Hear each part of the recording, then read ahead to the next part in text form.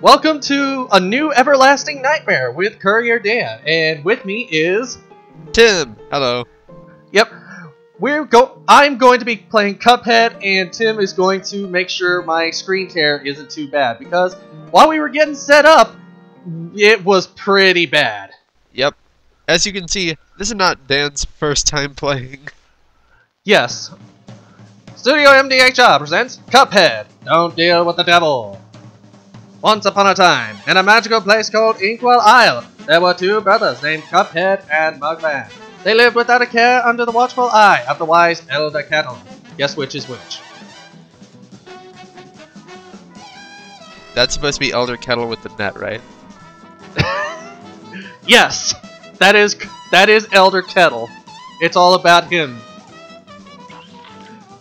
One day, the two boys wandered far from home and, despite the Elder Kettle's many warnings, ended up on the wrong side of the tracks and entered a devil's casino. The happiest place on Earth. Yeah, that doesn't look ominous at all. Yeah, actually second happiest. I forgot about one place. Inside, Cuphead and Mugman soon found themselves on a winning streak at the craps table. Would you like the voice or me?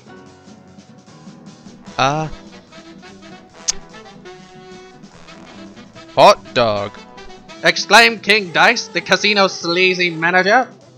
These fellas can't lose. And look at those old bones rolling the bones. Do they work for you, Dan? No, they're completely out of my jurisdiction. Nice run, boys, laughed the newcomer. The brothers gasped. It was the casino's owner, the devil himself. Now, how about we raise the stakes? He suggested with a toothy grin. Win one more roll, and all the loot in my casino is yours. The devil boomed. But if you lose, I'll have your souls. Deal? See, it mentioned souls, Dan. It's totally Dark Souls. The darkest of souls. Cuphead, blinded by easy riches, nodded and grabbed the dice for a throw. Go ahead. Good gosh, Cuphead, no! Cried Mugman, for he understood the danger. But it was too late. So what do you think happens? Do they win or do they lose? Knowing how dice rolls are when they matter. Anyone who played D&D. That is correct. Snake eyes! Laughed the devil while slamming the floor. You lose! The brothers trembled in fear as he loomed over them. Now about those souls. The brothers pleaded for their very lives. There must be another way to repay you. Mugman stammered. Yes, but please, mister, Cuphead added. Perhaps there is. The devil snickered, pulling out a parchment. I have here a list of my runaway debtors. Collect their souls for me, and I just might pardon you two mugs. Get it? It's a pun. I know. Also, notice to repossess. Glad we have official papers for all of this, you know? I know, right? Do you think they have to sign it in blood? Or for Cuphead and Mugman, is it nil? Probably, yeah. Probably ink, you know? They just prick their finger, ink comes out. Now get going! The devil roared, kicking the boys out most rudely. You have till midnight tomorrow to collect every one of those souls. Otherwise, I'll be the one collecting yours! And see, just like Dark Souls, it's a rush to kill every boss to get their souls. Yep, it's a speed run of Dark Souls. Cuphead and Mugman were terribly frightened and ran away as fast as they could. Come on, Mug, panted Cuphead. We have to find the Elder Kettle. He'll know what to do. Also, I don't know how my voice changed. Also, his straw is straight right there. That's different. Yeah, actually, Mugman's is shorter than Cuphead's. Yep. Cuphead has his eyes attached to the top of his head and the bent straw, and a small nose. Yep. While Mugman has small oval eyes, a small straw, and a big nose. Obviously, and one's red and one's blue, obviously. That is correct. But you can also play this game in black and white if you know how to play. Would you like Elder Kettle? What a fine pickle you boys have gotten yourselves into. I know you don't want to be pawns of the devil. But if you can refuse, I can't bear to imagine your fates. We can't refuse. You must play along for now. Collect those contracts. And you'd best be ready for some nasty business. Your debtor friends won't be very friendly once you confront them. I never thought they would be friendly in the first place. In fact, I expect they'll transform into terrible beasts. Terrible beasts? Take this potion so they won't hang you out to dry. And we get the power to shoot shit! It will give you the most remarkable magical abilities. Basically snap to shoot. We're Roy Mustang now. Finger guns. That's right. Now go to my writing desk and use the mystical inkwell there. You need to prepare yourself for a scrap. Yes, Elder Kettle. Now we could say, hey, screw off and not go practice. The tutorial, the hardest part of the game. I know. It took one developer 40 years to pass through it. It's why it didn't come out until now.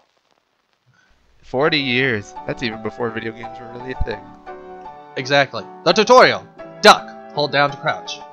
Also, yes, I have my new controls. Jump. So the funny part of the story here is if you don't play co-op at all, Cuphead does all the work while Mugman does nothing. And in truth, Mugman did nothing to lose their souls. It was all Cuphead's fault anyway. So yeah, if you play single player, Cuphead does all the work, as he should. Yeah. Also, I can shoot in 8 directions. And then there's this. Yep, parry, basically a double jump, and it makes you invulnerable to that attack. Well, not invulnerable, but it helps.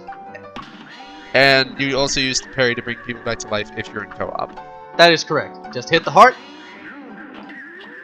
And they have the thank you! Parries also go towards getting your best score for a level. Yeah. Also, watch. You see that halo above the floating ghost? Watch. Yep. It's their straw. Yep. And then we have the EX move.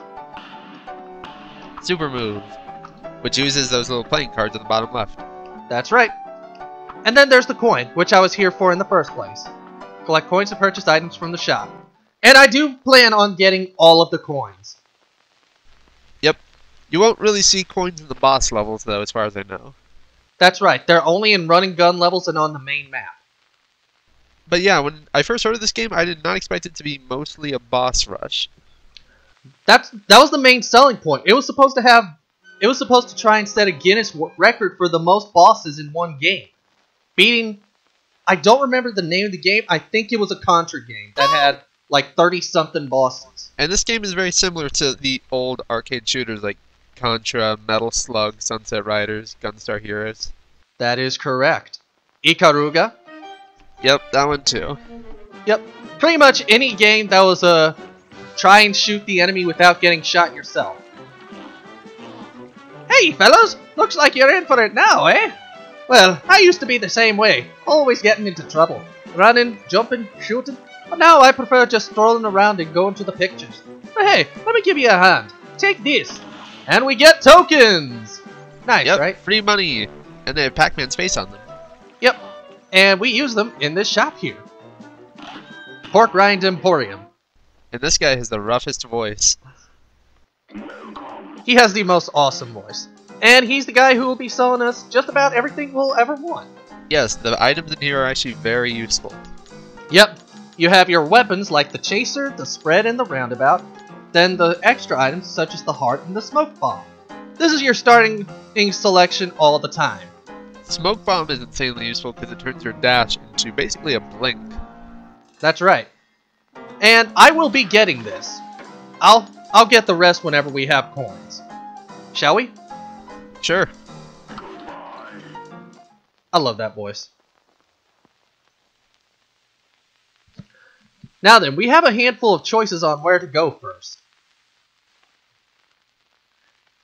And it's all up to you on where we want to start.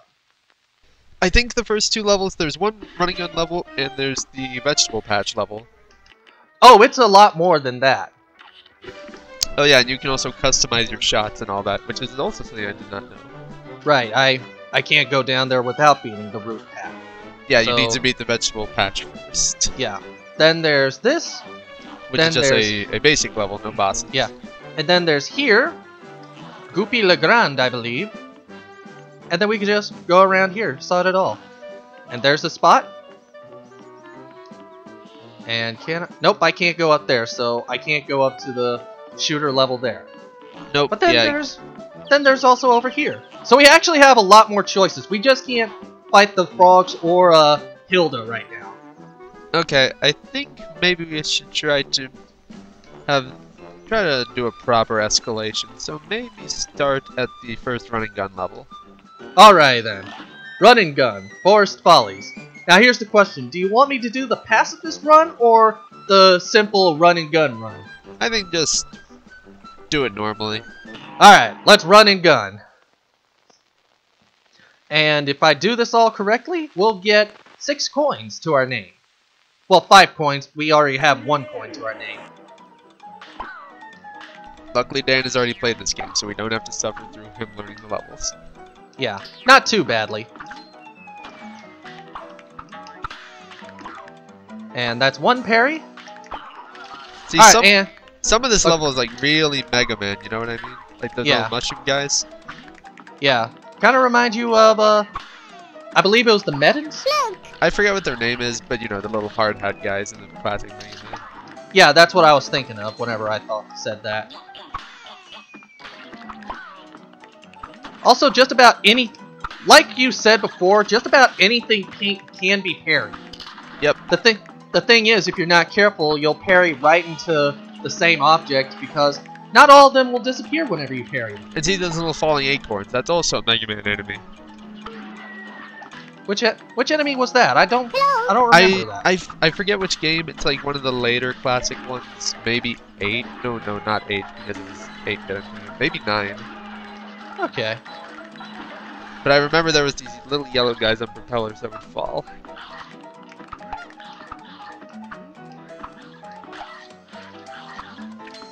Alright, I think I got all of the coins.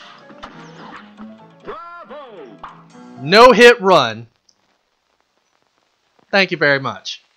Good job. I don't even think you took any damage on it. I didn't. Basically, we're ranked on 5 things in a run and gun stage.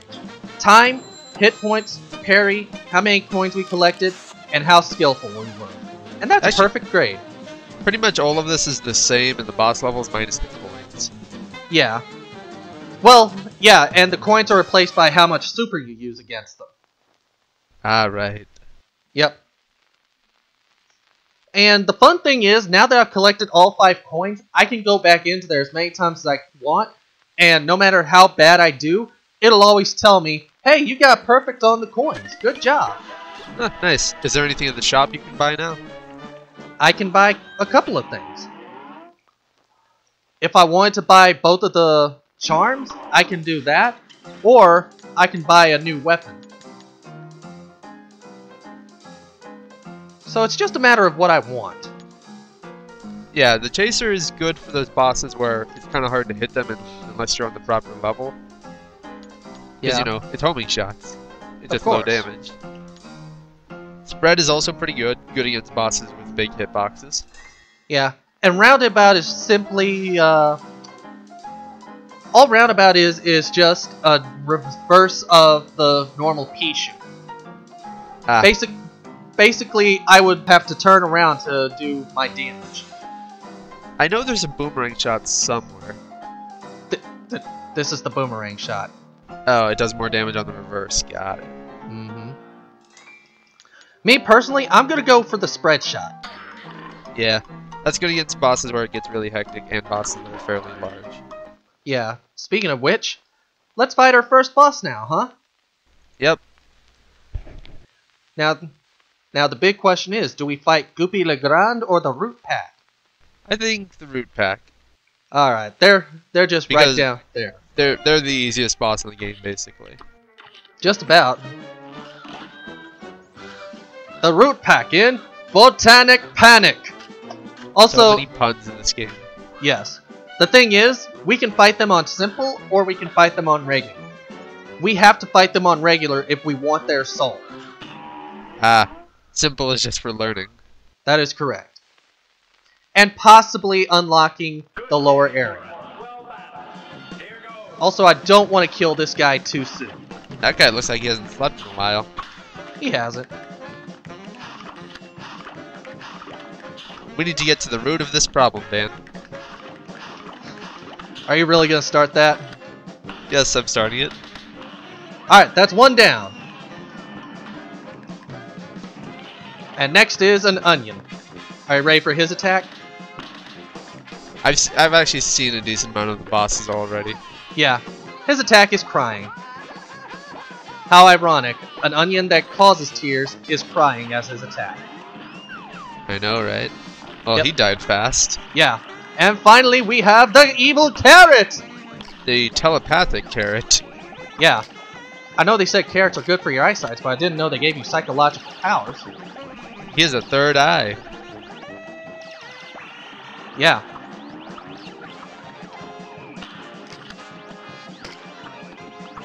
The pain will subside. Ah! Damn it! I took a hit on the last possible hit. Yeah, do we gotta redo it? I'm not going for perfection here. I'm just going to beat them. Okay, fair enough. If I wanted to go for perfection, I'd be doing this on expert. And that means going into my other save file. Brand new record. Although not really. Yeah. Spoiler alert, I got S ranks on all the first and second world bosses. That just tells you how good I've been at this game. Or how much time you've wasted on it. I prefer how good I've been doing on it. Let's talk to this little coin guy. Oh, do you want him? Nah, I'm good. Okay. I'll be a monkey's uncle if I'm putting my moolah in the bank. For all I know, the devil probably controls the place too. They'll never get a hold of my gold if I spread it all around. And if some Joe happens to find a coin or two, good for him! That's what I say. Yeah, he's basically the reason all the coins are scattered throughout the levels. Yep, they didn't need to have an explanation, but they did. Yep. And now Now there's a little boat we can go to. Yep, and that is Ribby and Croaks, I believe. Shall we go fight him? Sure, why not? Alright, since he's on the way. Ribby and Croaks in Clip Joint Calamity. I know these two probably aren't, but I like to think of them as a subtle Battletoads reference. Well, you could say that, yeah. I mean, they're frogs that transform into various inanimate objects. Very much so. But also take a look at their clothing. Yeah, they have boxing gloves, but they're wearing karate outfits. Yeah. And they throw Hadoukens. Ow.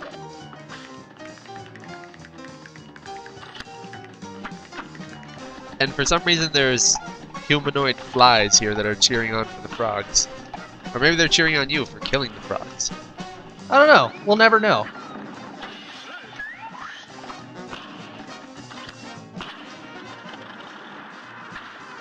Whoa! Are you a big fan of this attack? Not really, no. It's not really well-rounded. I get it. Glad you do. I wonder how many other people get it, too. Aha! Foiled! Now, I guess you could say this is the money shot. I get it. And you need to parry for that to happen. Yeah, Just always keep your eyes out for pink. that's pretty much the deal behind it.